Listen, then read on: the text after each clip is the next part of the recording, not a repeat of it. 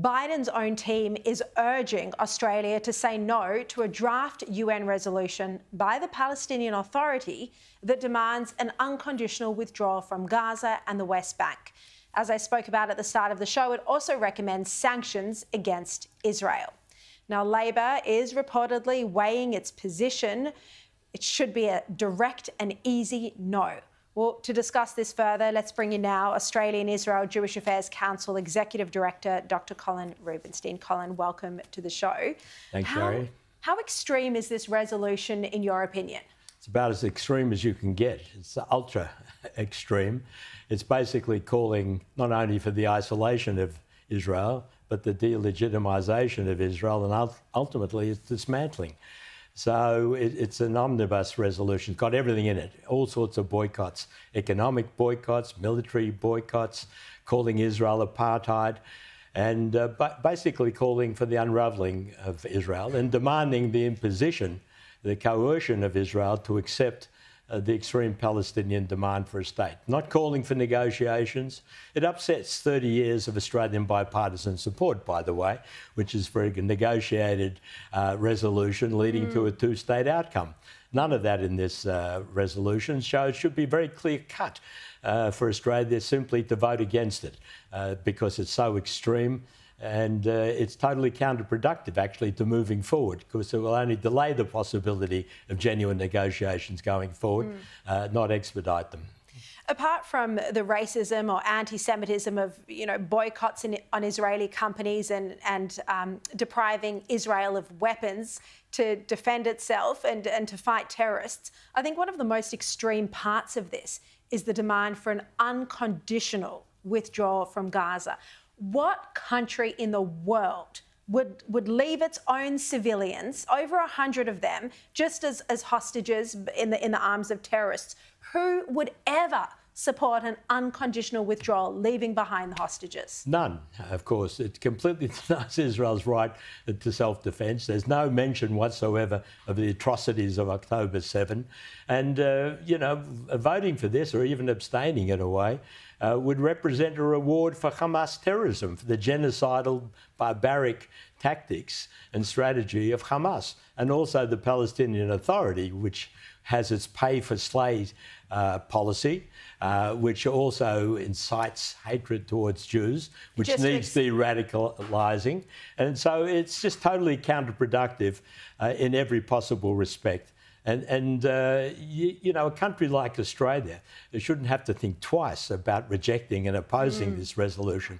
And for the Americans to have to even pressure Australia to do this is not a good look for Australia in terms of our relationship with the United States, in terms of our standing as a democratic country, which should be supporting our friends and democratic allies in this situation. Yeah, it shows the weakness of the current Albanese government. As you say, all Australian governments, it's been bipartisan policy for years to support Israel and its right to self-defence. The fact that the Biden administration has had to come to Australia and urge it to reject this motion, and I mean, it could very well be the position that Penny Wong ends up abstaining from it. Well, it would be very disappointing if Australia can't simply reject this resolution. An abstention, unfortunately, would reflect the tilt against Israel that we've seen not only since October 7, but since this government took power. And it would be a very retrograde step, I think, for Australia's standing and our national interest and our national security. Yeah. Now, I want to ask you about this story. This was originally front page of the Daily Telegraph last week. I covered it on my show. It's now in the Australian today.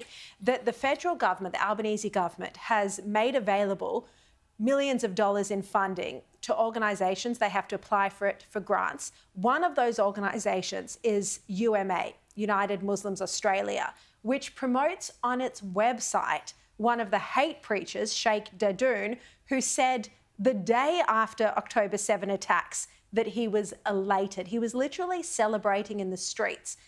What do you think about the Albanese government making available millions of dollars in funding to organisations that are promoting hate preachers? Well, look, the program itself is good. It's to enhance security of faith organisations, Jewish, Muslim and so on. So the program is good. But actually giving grants to organisations who have within them speakers and individuals who actually promote hatred and violence is totally counterproductive to the whole purpose of the program. You don't give grants to those who are inciting hatred and violence. That simply undermines the whole purpose of the program, which is to enhance the security of communities and organisations. So it's a nonsense proposition. And of course, I think as the opposition spokesman correctly put it today, this sort of grant should not be given. It's really an abomination. It really is, and at the same time, failing to crack down on hate speech. It's been nearly a year. We know the laws need to be improved and nothing's been done. There's certain slackness in granting public money all around, from the Australian Research Council to a variety of other programs designed to enhance social cohesion. You do not give it to individuals who enhance racial hatred, racism, and even, incite violence. Yeah. So we have to have a good look at the way in which the taxpayers' money is spent, I think, in all of these cases. What gets me is that front page of the Daily Telegraph in the Australian, covering it here on the show, and the government just shrugs its shoulders, doesn't care, moves on. The rest of the media let them get away with it. I don't think the Australian public will let them get away with it at the end of the day. I think we still live in a democracy and you can't fool all the people all the time. I really feel the Australian public is waking up to the problems being inflicted on us.